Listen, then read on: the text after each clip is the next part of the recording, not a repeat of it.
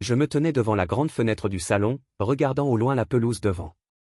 Le soleil était chaud contre mon visage, mais mon cœur était aussi froid que les derniers vents de l'hiver parce que mon ex-mari, l'homme qui m'avait trahi et abandonné notre fils et moi, était soudainement revenu dans ma vie, déterminé à se battre pour la garde de Noah.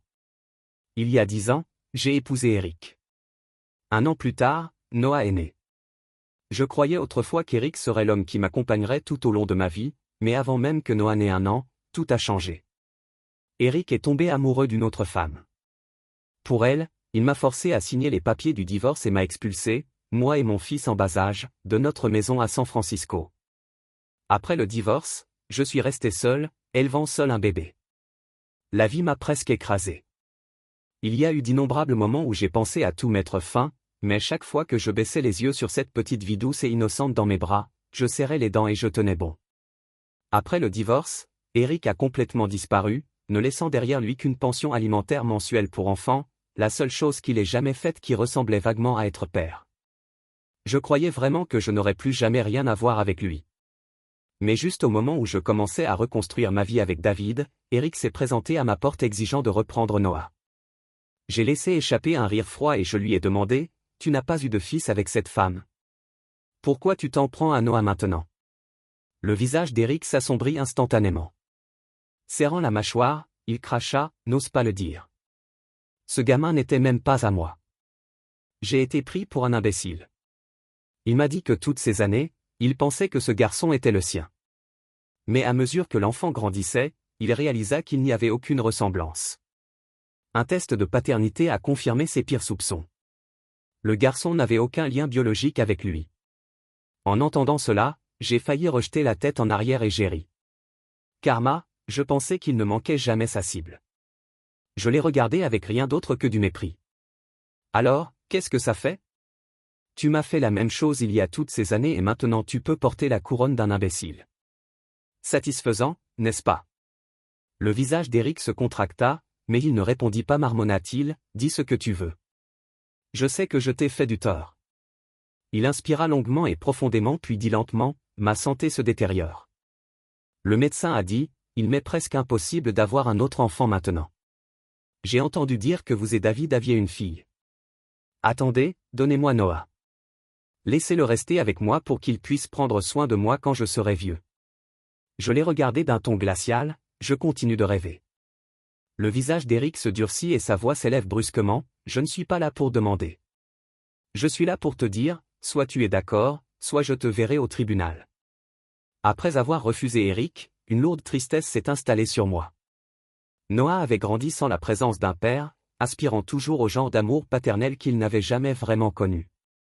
Malgré ma haine pour la trahison d'Eric, je n'avais jamais dit un seul gros mot à son sujet devant Noah. Dans l'esprit de Noah, Eric restait le bon père absent mais idéalisé. J'avais consacré toute ma vie à élever Noah, croyant bêtement que le lien entre nous était incassable. Je pensais que, quoi qu'il arrive, il serait toujours à mes côtés. Mais il n'a fallu que quelques paires de baskets en édition limitée et une poignée de billets de concert VIP d'Eric pour que Noah vacille si facilement. Il a mis de côté toutes les années d'amour et de sacrifice que je lui avais données. Je suis allé le chercher pour essayer de le ramener à la maison, mais Noah m'a regardé obstinément et m'a dit, « Je ne reviendrai pas. Je préfère vivre une vie décente avec mon vrai père plutôt que de continuer à me battre avec toi. » Puis il ajouta froidement, « Tu sais seulement me contrôler, m'étouffer. Tout ce que tu veux, c'est que j'étudie, étudie et étudie. Je te déteste. » Ces mots m'ont transpercé comme des couteaux, me laissant presque incapable de me tenir debout. Des années de sang, de sueur et de larmes se sont transformées en une blague cruelle en un instant. Je l'admets, j'avais été strict avec Noah, mais c'était parce qu'il était naturellement espiègle. Si je ne le surveillais pas étroitement, comment aurait-il pu avoir la moindre chance d'avoir un avenir décent ? De plus, Noah n'était pas le fils biologique de David.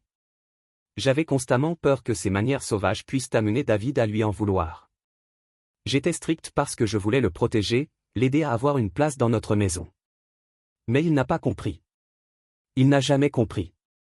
Ce soir-là, j'ai ramené mon corps épuisé chez moi, dans le salon. David et Lily m'attendaient sur le canapé. Au moment où Lily m'a vu, elle a sauté et a couru vers moi, attrapant ma main, levant son petit visage vers moi. Elle a demandé, « Maman, où est Noah ? Il n'est pas revenu avec toi. Je me forçai à sourire faiblement et secouer lentement la tête. David s'est approché sans un mot et m'a pris dans ses bras. Je ne pouvais plus le retenir. J'ai enfoui mon visage dans son épaule et j'ai éclaté en sanglots.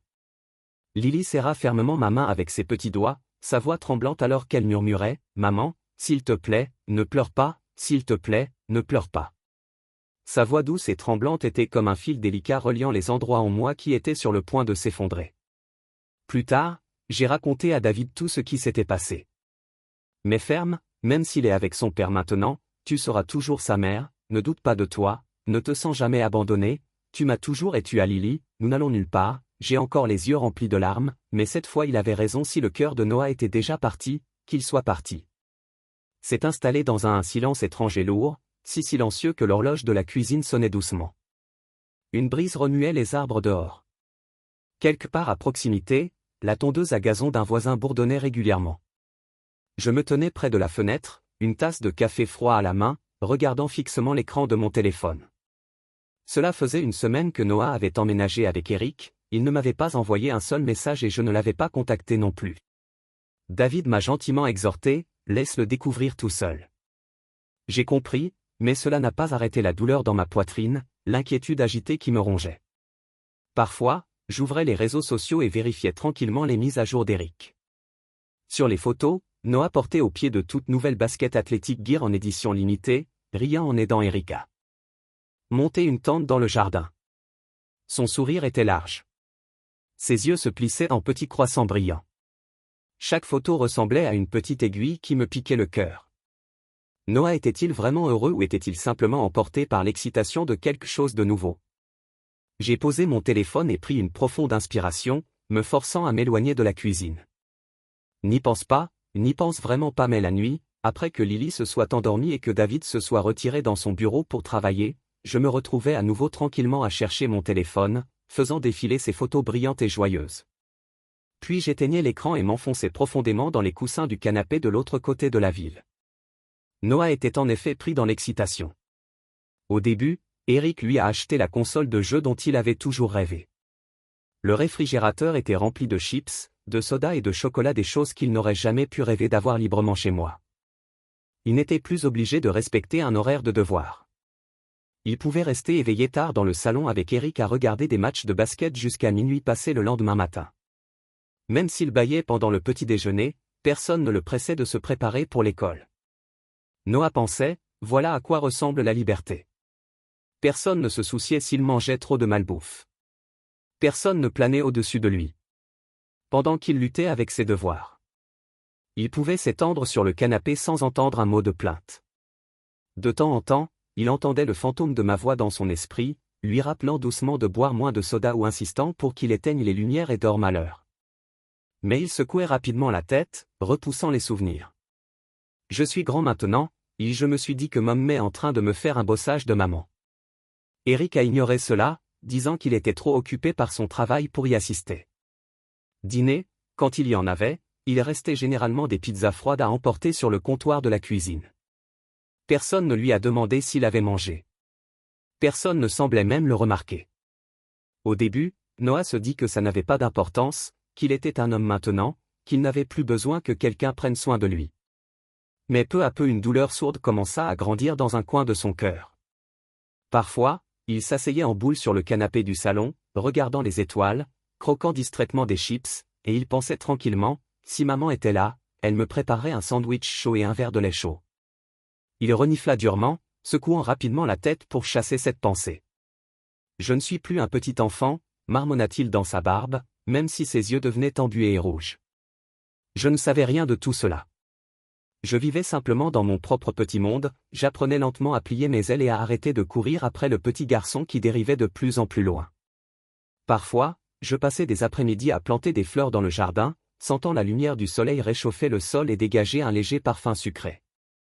Lily rebondissait à côté de moi, ses petites mains agrippant un arrosoir alors qu'elle arrosait soigneusement chaque petit plant.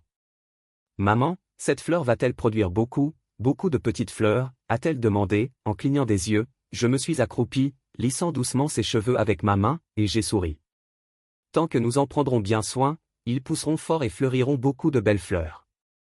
Pendant que je le disais, un sentiment étrange et doux s'est réveillé en moi, peut-être que l'amour ne consiste pas à tenir fermement, peut-être que l'amour reste tranquillement en place même après avoir été repoussé, attendant patiemment qu'un petit cœur retrouve son chemin le tapis du salon, jouant avec un nouveau kit de construction robotique qu'il venait de recevoir. La télé était allumée, diffusant un talk-show insensé dans la pièce vide. Dehors, l'obscurité était tombée. De temps en temps, le bourdonnement sourd d'une voiture qui passait résonnait dans la rue. Noah avait sauvegardé le kit, attendant de le construire avec Eric. Il n'avait ouvert la boîte qu'à moitié, la laissant délibérément pour ce moment spécial entre père et fils. Mais cela faisait 5 heures qu'il n'était pas rentré de l'école et Eric n'était toujours pas revenu. Son téléphone sonna et sonna mais personne ne répondit. Noah, l'estomac gargouillant, se dirigea vers la cuisine pour trouver quelque chose à manger.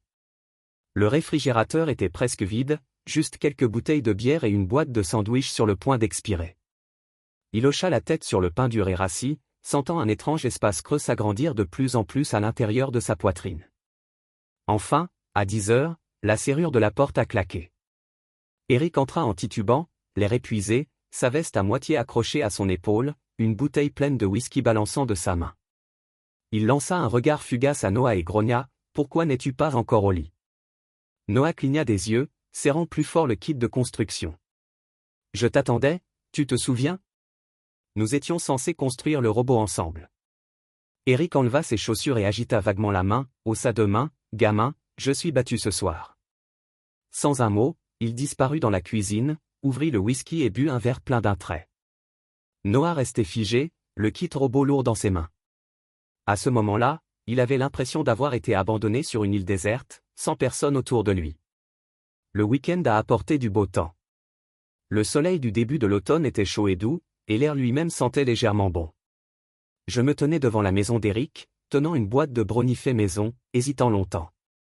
J'avais passé chaque nuit à me dire de lâcher prise, mais chaque fois que je passais devant la chambre vide de Noah, j'avais l'impression qu'il y avait un trou dans ma poitrine. Je voulais juste le voir, même de loin, juste un instant. La porte s'ouvrit enfin. Noah était là, surpris de me voir. Je m'accroupis un peu et souris en lui offrant la boîte. « Salut, chérie, j'ai fait tes brownies préférés. Je voulais juste les apporter et voir comment tu vas. » Noah n'a pas pris la boîte. Quelque chose vacilla dans ses yeux, une émotion que je ne parvins pas à saisir, puis se transforma en irritation. « Je ne veux pas de ça. » marmonna-t-il en détournant la tête. « Ici, je peux manger ce que je veux. Je n'ai pas besoin de manger tes stupides petits déjeuners sains ni de boire du lait. » Pendant tout le temps où je figeais la boîte suspendue maladroitement dans les airs, une vague de honte et de chagrin m'envahissait, comme si quelqu'un avait jeté un seau d'eau glacée sur ma tête. Eric s'appuya contre le cadre de la porte derrière lui, fumant une cigarette, regardant la scène se dérouler avec un amusement détaché. « Je voulais juste te voir, » dis-je, forçant ma voix à rester stable. « Si vous avez un peu de temps, nous pourrions peut-être faire une petite promenade. » Noah fronça les sourcils d'un ton aigu. « Je ne veux pas marcher avec toi. Papa ne t'aime même pas, et si tu continues à me déranger, peut-être qu'il ne voudra plus de moi. » Eric gloussa dans sa barbe, un petit rire suffisant. Enhardi. La voix de Noé devint plus forte, plus dure, « Arrêtez de venir ici. Je vais bien, je n'ai pas besoin que tu fasses semblant de te soucier de moi. » J'avais l'impression qu'il m'avait frappé directement dans le ventre. J'ai légèrement chancelé, serrant si fort la boîte que mes jointures sont devenues blanches. J'ai ouvert la bouche pour dire quelque chose, mais aucun mot n'est sorti. Ma gorge était remplie de coton. Noah me regardait, froid et distant. Il m'a regardé comme si je n'étais rien de plus qu'un étranger, comme si je n'avais jamais été sa mère, comme si je n'avais jamais été importante pour lui. La brise sur le porche me fouettait le visage, me piquant. Je ne l'ai pas forcé. Au lieu de cela, j'ai posé doucement la boîte de brownies sur le sol. Près de la porte, je m'accroupis et attachai les lacets lâches de ses baskets, les mains tremblantes. Il retira son pied avec agacement, « Lâche-moi. » J'ai baissé la tête, cachant la piqûre dans mes yeux. Me levant, j'époussetai la poussière de mon jean et reculai d'un pas, réussissant un petit sourire régulier. « Et, chérie, maman s'en va maintenant. » J'ai essayé de paraître léger comme si ça ne faisait pas mal. « Assurez-vous de bien manger. Ok, le temps se rafraîchit. N'oubliez pas de porter une veste supplémentaire. » Noah s'est détourné sans un mot et a claqué la porte. La boîte de brownies était abandonnée sur le porche, tout comme mon amour pour lui, laissé de côté dans le froid, non désiré, refusé sans pitié. Quand je suis rentré à la maison, je n'ai rien dit. David a vu mon expression et n'a pas posé une seule question. Il m'a simplement tendu une tasse de thé fumante. Lily a couru vers moi, grimpant sur mes genoux et me regardant avec ses yeux écarquillés et confiants. « Maman, est-ce que Noah a aimé les brownies que tu as préparés ?» J'ai souri doucement, en lissant ses cheveux, et je n'ai rien dit. Cette nuit-là, je me tournais et me retournais dans mon lit, les yeux secs, incapable de verser une seule larme. Peut-être que la douleur m'avait fait sortir toutes mes larmes. Peut-être que c'était allé trop loin pour que les larmes puissent t'atteindre. La vie de Noah ne s'est pas améliorée après ce rejet froid et amer. Lundi matin, 7 heures, j'étais dans la cuisine en train de préparer du café, mes doigts tapotant sans cesse contre le bord de la tasse. Aujourd'hui, c'était la journée portes ouvertes pour les parents à l'école de Noah. Je ne savais même pas s'ils s'en souvenaient. Tout en attachant les lacets de Lily, David leva les yeux et demanda doucement, « Tu y vas ?» J'ai hoché la tête sans rien dire. Les clés de la voiture me semblaient lourdes dans la main. J'ai longtemps hésité avant de finalement monter dans la voiture et me diriger vers l'école. Tout au long du trajet, je n'arrêtais pas de me dire, « Regarde, pas de pression, pas de force. » Le parking était déjà bondé à mon arrivée. Je me tenais au bord de la foule et regardais les parents entrer et sortir avec des cadeaux, des ballons et des fleurs. Les enfants serraient les mains de leurs parents en riant et les tirant avec enthousiasme vers les salles de classe. De l'autre côté de la cour de récréation, j'ai repéré Noah. Il se tenait à l'extérieur de sa classe, vêtu d'un polo bleu, serrant fermement un carnet de croquis contre sa poitrine, tendant le cou pour regarder dans le couloir. Chaque fois qu'un groupe de parents apparaissait, il levait les yeux avec une lueur d'espoir, et chaque fois que personne ne venait le chercher, ses petites épaules s'affaissaient un peu plus. J'ai agrippé le pull léger que j'avais apporté, restant immobile, sans me rapprocher. À l'intérieur de la classe, le bruit s'enflait, les rires, les obturateurs des appareils photo, les parents prenant fièrement des photos avec leurs enfants. Noah se pressa contre le mur, serrant son carnet de croquis comme si c'était la seule chose solide qui restait. Il ressemblait à une ombre oubliée, perdue parmi la foule. Un professeur, accroupi à côté de lui, dit quelque chose à voix basse. Noah secoua fortement la tête, ses yeux ne quittant jamais la porte. Son petit visage était raide, tendu. Ses lacets étaient défaits, mais il ne s'en rendait pas compte. Sa main ne cessait de tordre l'ourlet de sa chemise, l'enroulant en nœud froissé. Je suis resté où j'étais, mes paumes moites malgré la chaleur vive de la journée d'automne, j'avais l'impression que de la glace glissait le long de ma colonne vertébrale. Quand l'événement fut presque terminé, Noah baissa finalement la tête, serrant son carnet de croquis contre sa poitrine, et se dirigea d'un pas traînant vers la porte. Il est passé à côté de groupes d'autres enfants et a entendu quelqu'un chuchoter. Son père n'est pas venu. Ses pas hésitaient juste une seconde.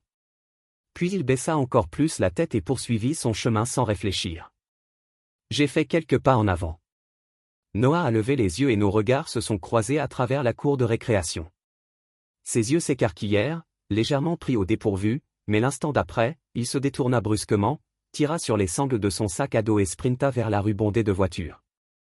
Le vent lui ébouriffait les cheveux et sous le soleil éclatant, sa petite silhouette paraissait si seule, si têtue. Je suis resté où j'étais. Je ne l'ai pas poursuivi, je suis juste resté là, tenant le pull. Je n'ai jamais pu lui donner mes doigts qui s'enfonçaient si fort dans le tissu qu'ils ont failli le déchirer. Lorsque la cour de l'école s'est finalement vidée, je me suis retourné et suis retourné à ma voiture. En ouvrant la porte, j'ai aperçu un petit bouton en plastique bleu posé sur un morceau de béton près de l'aire de jeu. C'était une petite décoration du sac à dos de Noah, probablement arraché lorsqu'il courait. Je me suis penché et je l'ai ramassé, fermant mes doigts autour. Le bouton était éraflé, les bords effilochés et rugueux. Cela m'a rappelé les petits jouets de dentition que Noah mâchait lorsqu'il était bébé. Une fois qu'il avait quelque chose en main, il ne voulait plus le lâcher. J'ai fermé les yeux un instant, puis j'ai glissé le bouton dans mon sac à main. Quand j'ai démarré le moteur, je n'ai pas pleuré, mais j'avais l'impression qu'une lourde pierre s'était déposée au fond de ma poitrine, si lourde que je pouvais à peine respirer. En rentrant de l'école, j'ai rassemblé toutes les petites affaires de Noah, ses baskets, ses carnets de croquis et ce sac à dos auquel il manquait un bouton. Je les ai tous rangés sur l'étagère supérieure du placard de la chambre. Je ne les ai pas jetés, je les ai juste rangés pour le moment. Dans le salon, j'ai troqué la photo de famille contre un des dessins colorés de Lily. Sur l'étagère de l'entrée, j'ai placé la petite plante en pot que David m'avait offerte le mois dernier. La maison était encore pleine de vie. Lily courut à travers les pièces, ses petits pieds cognant contre le plancher. David était dans la cuisine en train de broyer des grains de café, dont le riche arôme remplissait toute la maison. J'ai enfilé un tablier sur ma tête et j'ai recommencé à cuisiner, quelque chose que je n'avais pas fait depuis une éternité. Fouetter les œufs, pétrir la pâte, remplir les moules. Chaque pas était lent, presque méditatif. Lily grimpa sur son petit tabouret, riant en léchant la pâte avec le dos d'une cuillère. « Maman, peux-tu faire des biscuits en forme de lapin cette fois ?» gazouilla-t-elle. J'ai souri avec mes mains en roulant la pâte en petites boulettes de viande, en les plaçant soigneusement sur la plaque à pâtisserie. « Bien sûr, » dis-je. La lumière du four brillait chaleureusement. L'odeur du beurre et du sucre commença à flotter dans l'air. La petite horloge sur la cuisinière sonnait doucement. La maison devenait encore silencieuse, à l'exception du bruit de notre respiration et de la montée délicate du gâteau en train de cuire. Debout là, j'ai réalisé que je ne m'étais pas concentré aussi uniquement sur quelque chose depuis longtemps. Pas pour quelqu'un d'autre, pour gagner l'approbation de qui que ce soit, juste pour moi-même. Ce soir-là, David nous a suggéré de faire une promenade jusqu'au centre communautaire.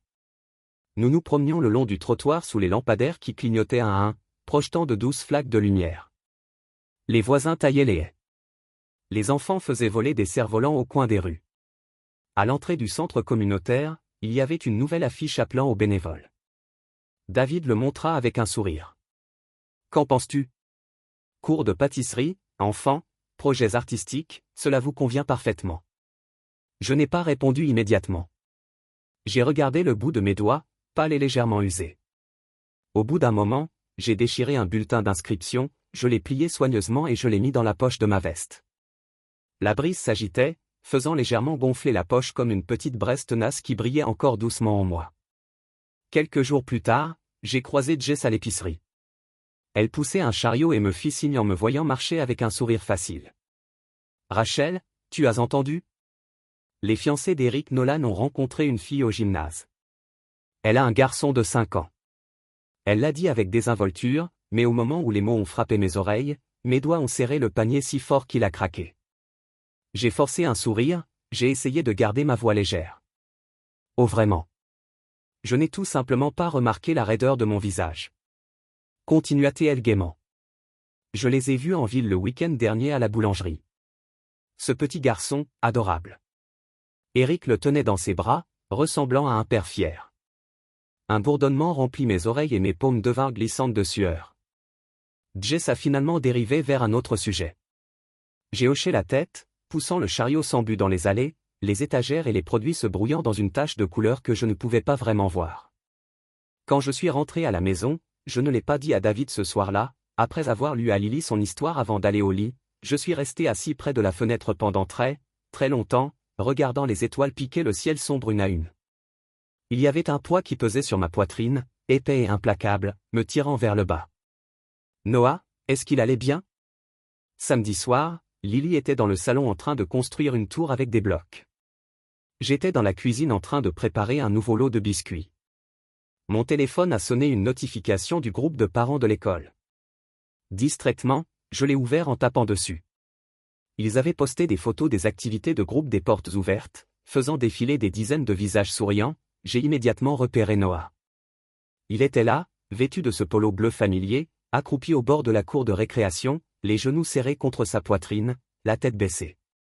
Aucun adulte ne se tenait près de lui, aucun ami autour de lui. Les enfants riaient, couraient partout avec leurs parents posant pour des photos, et Noah, il ressemblait à une petite île oubliée, recroquevillée sur elle-même. Mon cœur se tordit si fort que j'avais l'impression qu'il allait se déchirer aussi. 2 jours plus tard, quand Jess est venue chercher la tarte qu'elle avait commandée, elle a mentionné avec désinvolture « Oh, au fait, j'ai revu Eric à la boulangerie. Il tenait le fils de sa nouvelle petite amie, il était super affectueux. » Le petit garçon faisait une crise de colère et Eric passait une éternité à le cajoler, à rire et à le gâter comme un fou. J'ai fait un petit sourire et me suis tourné vers la cuisine pour aller chercher le gâteau. Derrière la couverture de mon dos, mes doigts s'enfoncèrent silencieusement dans la paume de ma main. Dimanche soir, j'étais en voiture jusqu'au centre communautaire pour déposer des papiers. Passant près du quartier d'Éric, un feu rouge m'a rattrapé au coin de la rue. J'ai repéré leur cour avant, chaleureusement éclairée sous la lumière du porche. La nouvelle petite amie d'Éric était accroupie sur la pelouse et attachait un cerf-volant pour son fils. Éric s'appuya nonchalamment contre le cadre de la porte, une bouteille de bière pendant à la main, baissant parfois les yeux et leur souriant. Et Noah, il se tenait de l'autre côté de la cour, tenant un ballon de basket dégonflé, la tête baissée, traçant des cercles lents et fatigués dans la terre avec le bout de sa chaussure. Personne ne l'appelait, personne ne lui jetait même un regard. La brise soulevait l'ourlet de son petit polo, soulignant la pente étroite de ses épaules solitaires. Je suis resté figé au volant. Le feu rouge est devenu vert, une voiture derrière moi a klaxonné, me ramenant au présent. J'ai appuyé légèrement sur la pédale d'accélérateur, la voiture avançant à petits pas dans le rétroviseur, j'ai aperçu une dernière fois cette petite silhouette solitaire, oubliée dans le vent, comme un cerf-volant brisé, les ficelles cassées, abandonnées dans l'herbe. Cette nuit-là, je n'ai pas pu dormir. Je restais éveillé, écoutant le vent murmurer à travers les feuilles dehors, me retournant et me retournant, incapable de trouver la paix. Noah, le petit garçon qui avait autrefois besoin de moi à son chevet parce qu'il avait peur du noir, se tenait désormais hors des murs de la nouvelle vie de son père, n'appartenant même pas à un cerf-volant. J'ai jeté les couvertures et je suis sorti du lit en ouvrant un tiroir. J'ai atteint le fond et je l'ai trouvé, le petit bouton en plastique que Noah avait perdu à l'école. Je l'ai posé dans ma paume et j'ai bien fermé mes doigts autour. Ma main devenait chaude, mais le bouton restait froid, froid comme de la glace. J'attendais toujours que Noah me contacte. Mais l'attente, mon Dieu, l'attente faisait plus mal qu'autre chose. Vendredi soir, j'étais dans la cour en train de tailler les rosiers. Le claquement des cisailles était aigu. Dans l'air calme, les pétales tombaient s'entasser en petites dérives douces à mes pieds. Mon téléphone était posé à côté de la chaise. Soudain, il a éclaté une fois que j'ai retiré mes gants et que je l'ai attrapé sans réfléchir, un chiffre a clignoté sur l'écran. Noah, mon cœur a bondi dans ma gorge. Répondis-je immédiatement en appuyant fortement le téléphone contre mon oreille. Il n'y avait pas de voix à l'autre bout du fil, juste le léger bruit d'une respiration. J'ai également retenu mon souffle, chuchotant aussi doucement que possible. Noah, chéri, il y a eu une pause, quelques secondes douloureuses. Puis la ligne est tombée en panne. J'ai regardé l'écran sombre, stupéfait, incapable de bouger. Pendant un long moment, le téléphone est resté dans ma paume, le bout de mes doigts s'humidifiant lentement de sueur. Je ne l'ai pas rappelé. J'étais terrifié à l'idée que si j'arrivais trop tôt, j'effrayerais le courage fragile qui l'avait poussé à appeler. Au lieu de cela, j'ai reposé le téléphone et me suis à nouveau penché sur mes roses. Une épine m'a accroché le doigt, faisant couler une goutte de sang brillante. Je l'ai essuyé distraitement contre mon jean et j'ai continué à travailler. Le vent soufflait dans la cour, transportant le sentiment de la terre et des fleurs, et me faisait brûler les yeux de larmes non versées. Le lendemain soir, le centre communautaire accueillait la foire d'automne. J'ai emmené Lily avec moi pour installer un petit stand vendant les tartes sucrées que j'avais préparées. L'air bourdonnait de rire, les cris aigus des enfants et les airs joyeux d'un petit groupe live se mélangeaient pour former un carnaval miniature animé. J'étais occupé à rendre de la monnaie à un voisin quand, levant les yeux, j'ai aperçu une petite silhouette familière au bord de la foule, Noah. Il portait un t-shirt délavé et portait son petit sac à dos, se tenant timidement juste au-delà de la foule, regardant vers nous. J'ai fait semblant de ne pas le remarquer, gardant mes mains stables pendant que j'aidais Lily à réarranger les cookies sur la table. Mais Lily l'a vu aussi. Elle a immédiatement agité ses petits bras en l'air et a crié « Toa ». Noah tressaillit, comme s'il ne savait pas s'il devait s'enfuir ou se rapprocher. Lentement, avec hésitation, il a commencé à se frayer un chemin à travers la foule, un petit pas à la fois, jusqu'à ce qu'il se retrouve au bord de notre stand, ses doigts enroulés nerveusement autour de la sangle de son sac à dos. Ses yeux parcoururent mon visage, puis s'éloignèrent tout aussi vite. Quand il parla enfin, sa voix était à peine plus forte que le bourdonnement de la foule. Je me trouvais justement ici aujourd'hui. Je l'ai regardé en souriant doucement, ma voix facile et chaleureuse, est-ce vrai? Quelle coïncidence! Il hocha vigoureusement la tête, ses oreilles devenant d'un rouge profond, aussi mûres que des pommes. J'ai ramassé une part de tarte aux myrtilles et je la lui ai tendue. Tu veux un morceau? Tu aimais le plus la myrtille. Il hésita, puis le prit soigneusement dans ma main, le grignotant avec de petites bouchées prudentes. Tout en mâchant, il n'arrêtait pas de me jeter des regards furtifs du coin de l'œil, comme s'il tâtait le terrain, comme s'il avait peur de casser quelque chose de trop fragile pour être nommé. Le soleil descendait plus bas, projetant une douce lueur orange dans le ciel. Nous avons rempli le stand. Lily sautillait avec enthousiasme en tenant un nouveau jouet en peluche. David était près de la voiture au téléphone pour organiser le dernier équipement.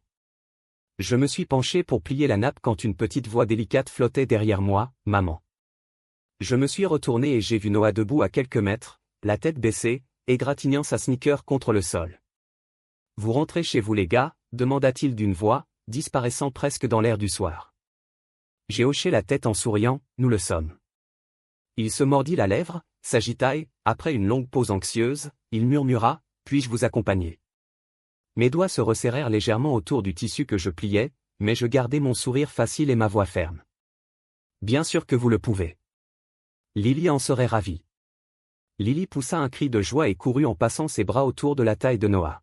« Nous rentrons ensemble à la maison. » Noah se raidit au début, mais ensuite, lentement, il la serra dans ses bras, maladroitement timide, mais il la serra dans ses bras. Sur le chemin du retour, Noah était assis sur la banquette arrière, appuyé contre la fenêtre, regardant le monde passer en silence. Il n'a pas dit un mot, mais je savais que quelque chose avait changé, quelque chose commençait à guérir. Lorsque nous avons tourné dans notre allée et que la voiture s'est arrêtée, Noah n'a pas attendu que j'ouvre la porte. Il sauta le premier et se précipita vers le perron. Il se tenait là près de la porte comme il le faisait quand il était petit, attendant que je le rattrape. Je me suis approché, j'ai sorti mes clés et j'ai ouvert la porte. Au moment où il s'est ouvert, une lumière chaude s'est répandue, baignant le visage de Noah d'or. Il baissa la tête et marmonna, « Maman, tout ira bien. » Je m'agenouillai et tendis la main pour lui lisser les cheveux. Je n'ai rien dit, j'ai juste enroulé mes bras autour de lui et je l'ai serré contre moi. La première nuit où Noah est revenu. La maison était inhabituellement calme. Lily sautilla autour de lui, sortant avec enthousiasme son puzzle préféré et insistant pour qu'il l'aide à l'assembler. David prépara du lait chaud et posa les tasses sur la table basse. Je m'occupais dans la cuisine en faisant semblant de me concentrer sur l'essuyage des comptoirs, mais mes yeux continuaient de dériver vers le salon. Noah était assis avec raideur dans le coin le plus éloigné du canapé, le dos droit, les deux mains agrippant la boîte du puzzle comme un petit animal nerveux prêt à s'enfuir à tout moment. Le dîner était un peu gênant. Lily, mâchant pensivement sa fourchette, demanda, « Noah, tu vas rester à la maison tous les jours maintenant ?»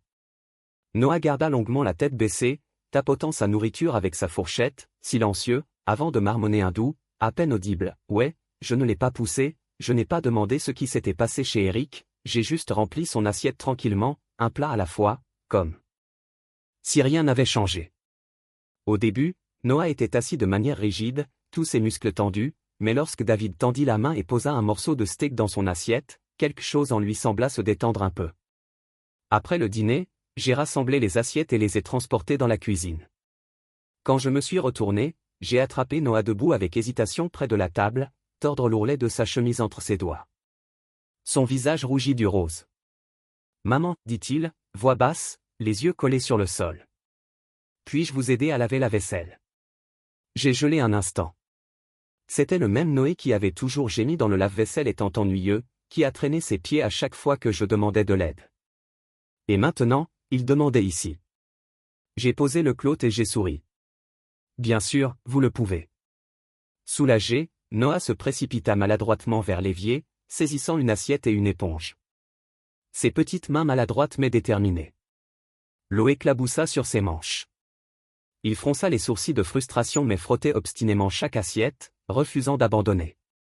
Je me tenais à côté de lui séchant silencieusement les plats qu'il m'a tentés, et non corrigeant, par interférant. La cuisine remplit des bruits silencieux de l'eau courante et du doux tintement d'assiettes. Ce fut le bruit le plus réconfortant que j'avais entendu depuis très longtemps. À 9 heures, j'étais assis sur le canapé en trier les papiers pour le centre communautaire. Noah secoua, étreignant un livre d'histoire à sa poitrine, hésitant puis me poussant le bras. « Chili », je posa mon stylo et levai les yeux. Il a tenu le livre vers moi. Sa voix, petite et pleine d'espoir, « Voulez-vous me lire comme vous l'aviez l'habitude ?» Pendant une seconde, je ne pouvais pas parler. Ma gorge se resserra avec une ruée d'émotion. J'ai tapoté le canapé à côté de moi. Viens ici, dis-je en souriant. Noah s'est immédiatement recroquevillé contre moi, se repliant à mon côté, posant sa tête sur mon épaule. J'ai ouvert le livre et j'ai commencé à lire à haute voix l'histoire simple, roulant doucement dans la pièce. Petit à petit, sa respiration ralentie, s'approfondissait. Sous la lumière chaude, ses cils jettent des ombres faibles et délicates sur ses joues. À mi-chemin de l'histoire, j'ai ressenti sa petite main, hésitant, cherchant, trouve le bord de mon pull.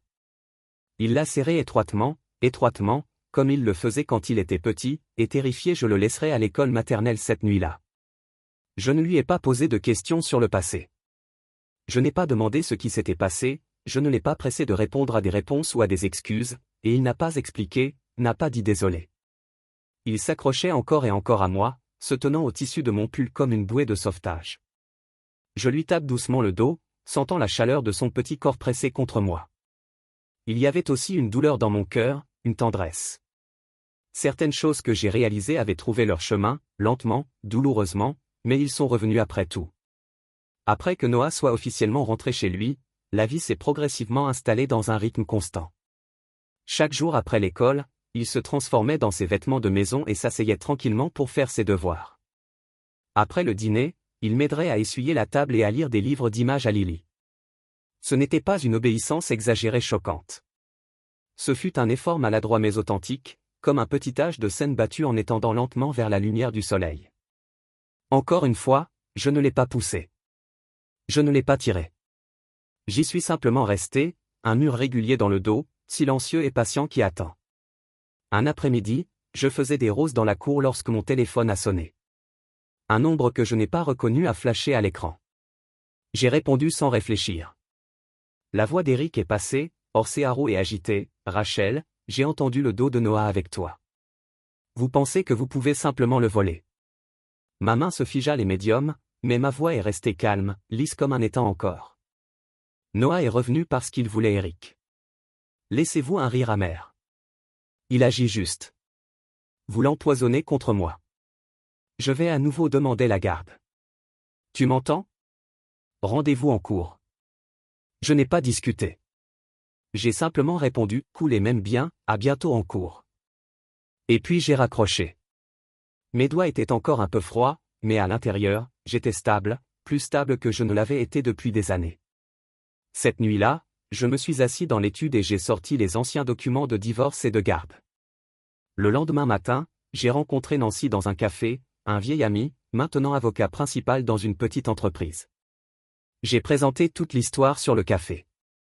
Nancy écouta tranquillement, poussant ses lunettes avec un signe de tête, ne vous inquiétez pas, tant que Noah exprime clairement ses souhaits et considérant le style de vie instable d'Eric, il n'y a aucun moyen qu'il puisse gagner la garde.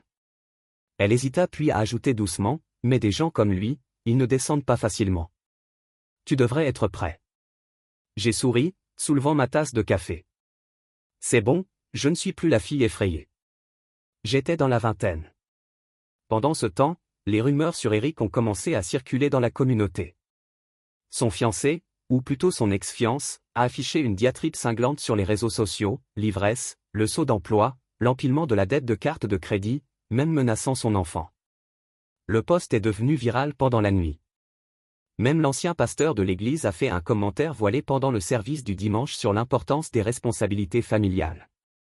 Le cercle social d'Eric glacé presque instantanément. Ceux qui ont une fois grillé avec lui ont agi comme s'ils n'avaient jamais connu son nom. Le mot était, même son nouveau travail s'était effondré. Le dernier masque fragile qu'il portait a été nettoyé. Moi, je n'arrêtais pas de faire ce que j'avais toujours fait, conduire Lily à l'école, ramasser Noé après les cours, enseigner des ateliers de cuisson du week-end au centre communautaire, vivre ma vie solide, simple, stable. Un après-midi, Noah est rentré à la maison en train de serrer un morceau de papier ridé à la main. Il a marché timide et hésitant et me l'a tendu. Un de mes camarades de classe m'a donné ce père. Papa lui a dit. J'ai déplié le papier. L'écriture d'Eric était en colère, précipitée, Noah, rentre à la maison. Vous l'avez votre mère. Je suis ta vraie famille. Le papier était froissé, usé, mince par endroits, comme s'il avait été serré encore et encore. Je n'ai rien dit, je l'ai simplement plié soigneusement et je l'ai glissé dans un tiroir. Noah se mordit la lèvre, les yeux se précipitant avec anxiété. Maman, a-t-il dit presque chuchotant. Puis-je ne pas revenir en arrière?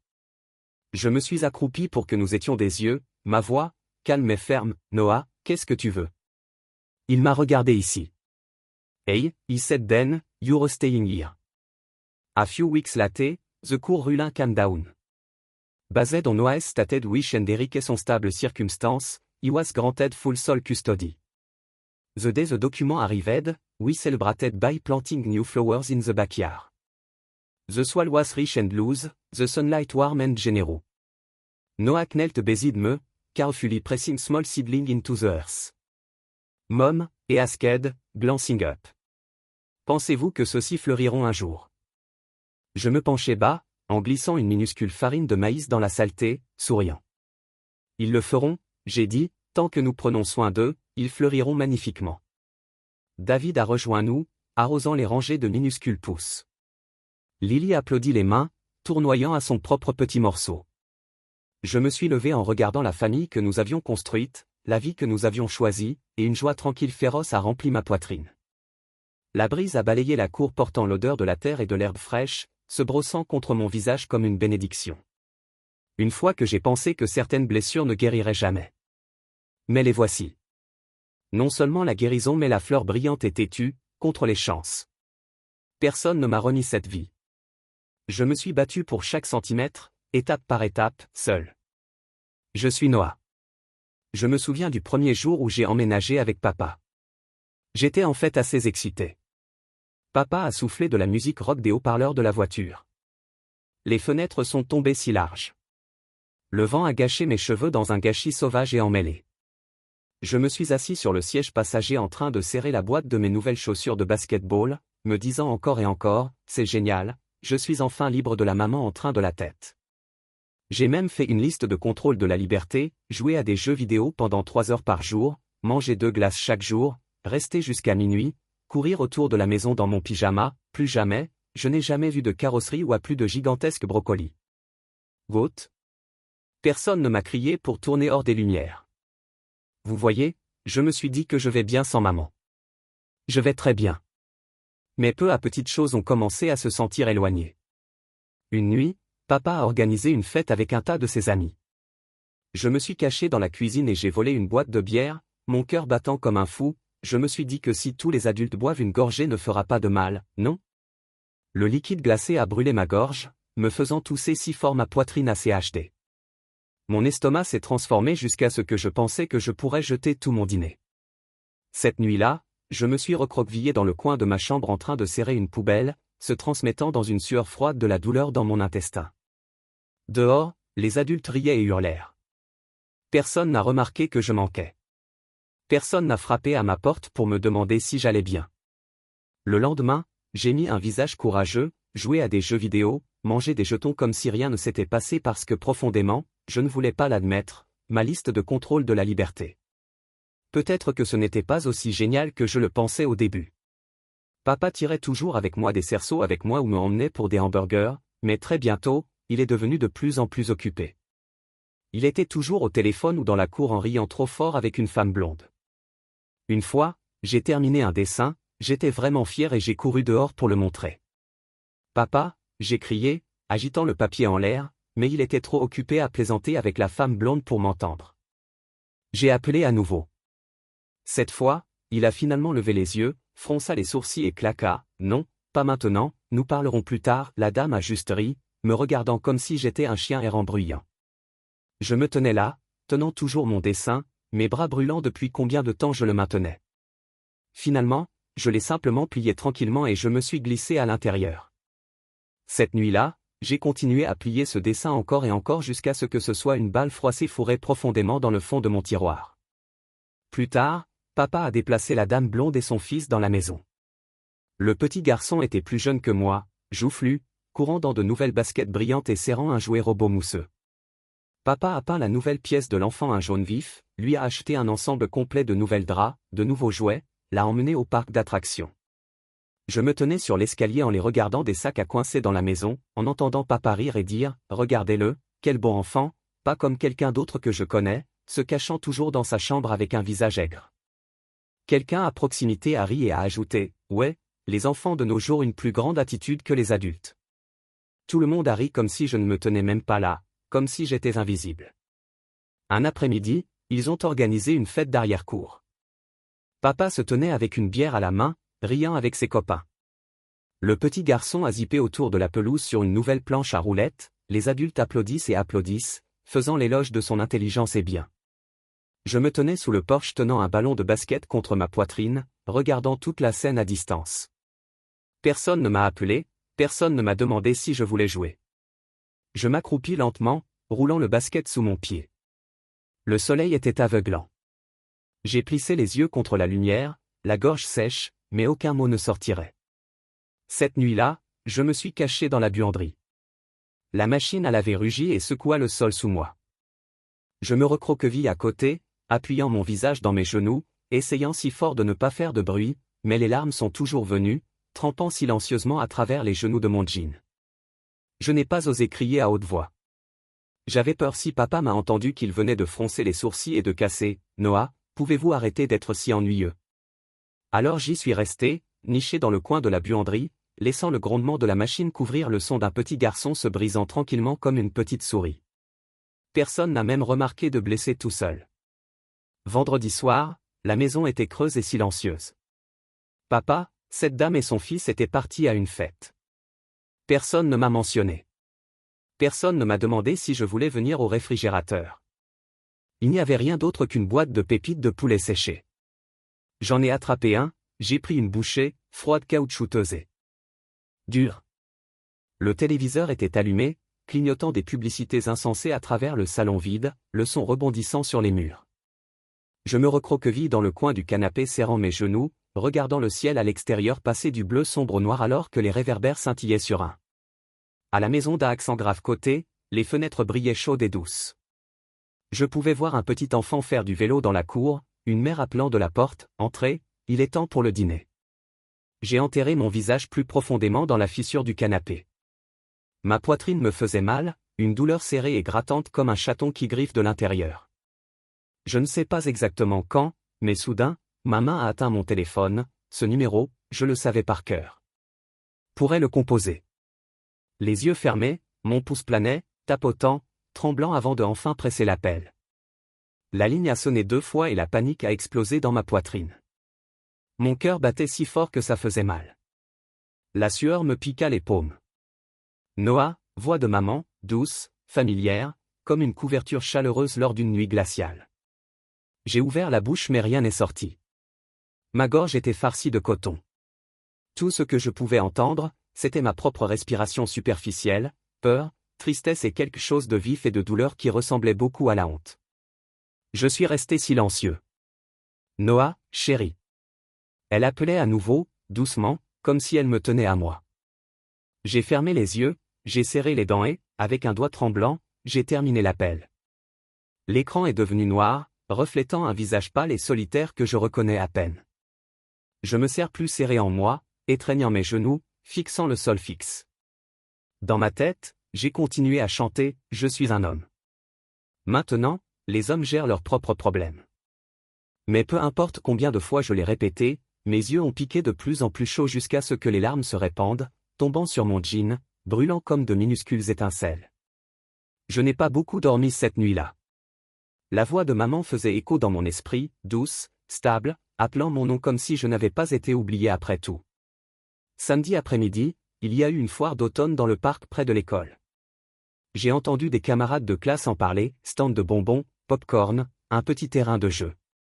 Je savais mieux que de m'attendre à ce que papa me prenne. Il était trop occupé à signer le nouvel enfant pour un camp de baseball. Je me suis donc faufilé par moi-même, pédalant un vieux vélo battu le long du trottoir jusqu'au parc.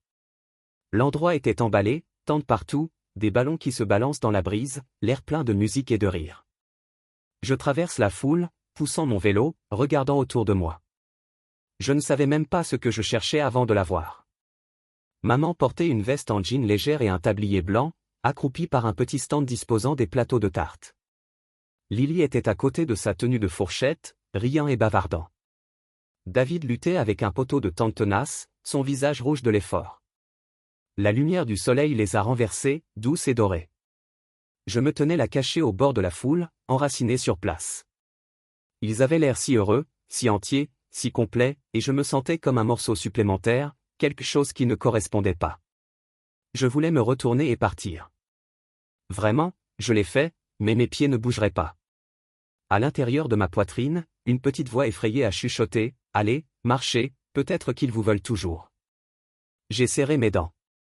Poussant à travers la foule, se dirigeant vers le stand, mon cœur a douloureusement aidé à mes oreilles.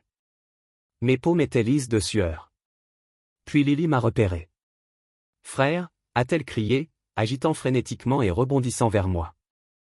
J'ai gelé, souhaitant pouvoir disparaître dans le trottoir. Maman leva les yeux aussi. Ses yeux ont trouvé les miens surpris, mais chaleureux. Pas de cris, pas de se précipitant vers moi, juste un petit sourire doux, comme le premier rayon de soleil après un long hiver brutal. Quelque chose en moi a craqué. J'ai laissé tomber mon regard, me rapprochant, tournant mes doigts dans l'ourlet de mon t-shirt. Je passais juste. J'ai marmonné les mots, s'échappant à peine de ma bouche, presque arrachés par le vent. Maman s'est accroupie à mon niveau, souriant si chaleureusement que cela m'a fait mal à la poitrine. C'est ainsi, dit-elle doucement. C'est tout à fait la coïncidence. J'ai regardé fort le sol, les dents creusant dans ma lèvre. À l'intérieur, cette petite voix a crié, « Dites-le, dis-le. » J'ai sucé une respiration, mon visage brûlant et je me suis lâché dans un murmure si faible que je l'ai à peine entendu moi-même. Puis-je rentrer à la maison avec vous? Pour un battement de cœur? Tout s'est immobilisé. Les yeux de maman frappent mais elle n'a pas pleuré. Elle a juste tendu la main, lissant mes cheveux, souriant comme si c'était la chose la plus naturelle du monde. Bien sûr, vous pouvez, a-t-elle dit. Lily a jeté ses bras autour de ma taille, criant, le frère rentre à la maison. J'ai mordu fort à l'intérieur de ma joue, faisant semblant de jouer avec mes lacets afin qu'il ne verrait pas les larmes se regrouper dans mes yeux. Le retour à la maison, je me suis assis sur le siège arrière serrant le petit lapin peluche que Lily avait fourré dans mes bras.